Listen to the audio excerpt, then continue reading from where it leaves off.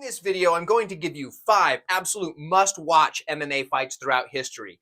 Maybe you missed them, maybe you're newer to the sport, you're a big fan now, but you didn't see some of the fights that happened a ways back, or maybe they're just from outside of the UFC and you've only seen UFC stuff. I'm going to help you find these. I feel like you are doing yourself a disservice by not watching these fights. Maybe you are familiar with them and you want to go back and revisit them. That's cool too. Stick around. We'll go through all 5 right now. Our first must-watch fight is kind of a surface level one here, so bear with me, but it's for a good reason, right? Forrest Griffin versus Stephan Bonnar. The first time they fought, not the second one, the first one. It's the tough finale from the first season. Now, there's a couple of reasons why this fight is a must-watch. First of all, it's an amazing fight. Like, it's just a good scrap, fun, just knock down, drag them out brawl. You're gonna love it. You're gonna enjoy it, and you're gonna say, "Oh gosh, that explains a lot as to why this fight is regarded so highly." Even to this day, it does hold up as a very fun fight.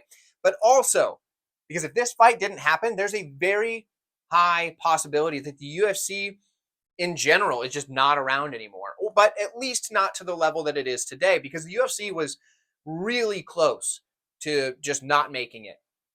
The Ultimate Fighter was their last-ditch effort to do that, and the finale saved the entire company essentially. Maybe not entirely. The show itself really did it, but the finale, this fight particular, because the other finale wasn't nearly as good. The other final was Diego won that one. But either way, Diego Sanchez. But this one here, Forrest Griffin, Stephan Bonnar, this fight is what really sold it for the UFC. So this is a must-watch. You got to go back if you haven't seen it. Maybe you have and you want to revisit it because you haven't seen it since this happened in the early 2000s. I recommend it. It's a great fight. Let's move on to number 2. Watch fight number 2 takes us outside of the UFC. We're going to Pride Critical Breakdown 2004, where Fedor Emelianenko takes on Kevin Randleman. And this fight isn't one of those knockdown, drag them out, back and forth brawls that you get. At least not for very long. This fight's like a minute and a half, but it is all action for that a minute and a half, and that minute and a half is one that you're not going to want to miss. So if you are just looking to kind of, I don't have a lot of time, I don't want to sit down and watch a bunch of fights, but I could want to scratch that itch a little bit, this fight's for you. This is a great fight, fun fight. You're going to say, oh, I think I knew who's going to win. And then you're going to say, oh, just kidding, I didn't know who was going to win. That changed very quickly.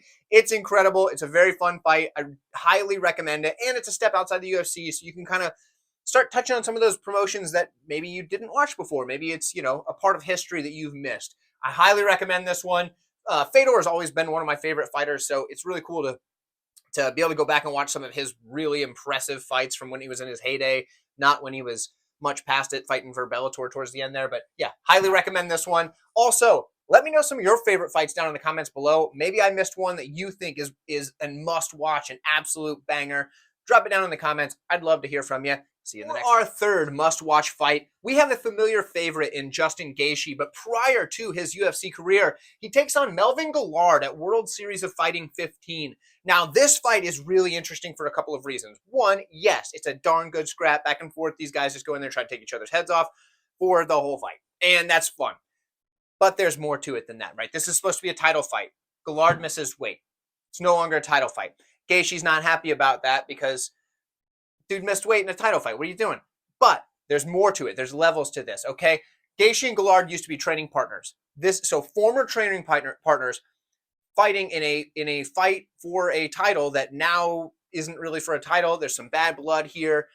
This fight has all sorts of extra stuff kind of written into it, but even better, you can tell these guys are mad and do not like each other by the way that they're squaring off. I think Gaethje even hits Guillard after the bell between rounds at one point, which is wild. But yeah, good fight, good scrap, fun, back and forth. You're going to want to watch this one. It's a good one and the World Series of Fighting. It's a promotion that often gets kind of forgotten about because I believe they kind of turned into the PFL. I think that's how that worked. But anyway, great scrap. Go back and watch this one if you haven't. It's fun. You get to see Gaethje before UFC, so it kind of gives you a different look at his career. So let me know if you've liked this one, if you've seen this one. If not, I'll see you guys in number 4 for another one to watch. Back to Pride for fight number 4. Now, this one is another fight in which it's not just the same old, oh, it's a knockdown, drag 'em out brawl. That's why it's a good fight. There's so many of those out there, and I'd love to watch those fights too. but you have to mix it up when we're looking at these type of must-watch fights. It's funny how the Pride fights end up not being the ones that are just, oh, they're going the distance, it's back and forth, it's a bloodbath. No, this is a good fight, though, for different reasons. Now, Pride 10, we've got Kazushi Sakuraba versus Renzo Gracie.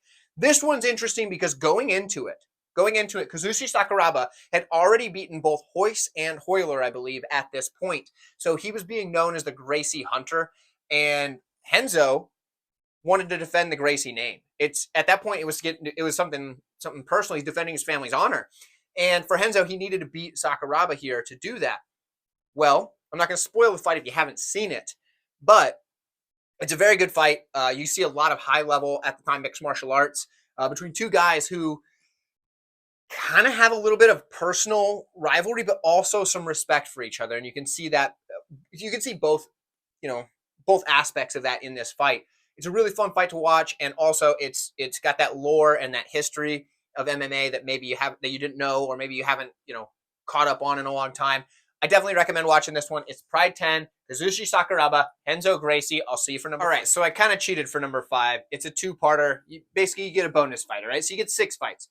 We have Michael Chandler versus Eddie Alvarez. Now, the reason I have a two-parter here is because both of the fights are instant classics. I know trilogies are overplayed these days, another trilogy. This is the series in which I wish we could have gotten a trilogy because the first 2 fights were so, so good. In fact, I don't know which one I like better. I go back and forth on which one is the better of the 2 fights because they're both just absolute classics. Michael Chandler, Eddie Alvarez, these guys, their styles just mesh so well to make for an entertaining, back and forth, gritty MMA fight and at the highest level. These two, if they could have had that third fight, especially if they had made it in the UFC before both of them had gotten to the point at which they're 40 or approaching 40, in the case of Chandler, 40 for Alvarez, it would have been better. I imagine even today these guys could still put on a great fight. But when we look at this one, we got Bellator 58 and Bellator 106. I highly recommend you watch both of them, probably in order. It's probably the way to go. But you can see the evolution of their games too between the two contests, and it's really it's something special, honestly. Bellator, these are the 2 best fights that Bellator probably ever put on, and Bellator's had some really good fights, believe it or not. I know people looked at them as like, oh, they were the second-rate promotion, whatever. Sure, maybe talent-wise, maybe production-wise, maybe this, that, and the other. But as far as good fights, they had a lot of really good fights. These 2 might be the best 2 fights that they ever put on, and there are some darn good ones over there. So anyway, these 2 fights right here, in fact, they might be my favorite fights ever. I don't know. It's hard to hammer that out, but I've absolutely loved these.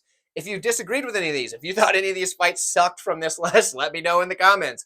But I'd also love to hear your list. Give me 5 fights that you think are absolute must-watch, or even just give me 1 or 2. If you don't feel like making a whole list of 5, that's okay too. And then let me know if you've not seen any of these fights, and I would love to kind of talk to you after you watch them for the first time here in probably 2025. Maybe if you catch this on the day it's dropped, it'd be still 2024. But either way, Happy New Year, guys. I appreciate you, and if you're watching this, you're my friend, and I really cherish the moments that we spent together over 2024. So hopefully 2025 is even better, and I'll see you at the top, to borrow one from Chandler. All right, see you guys.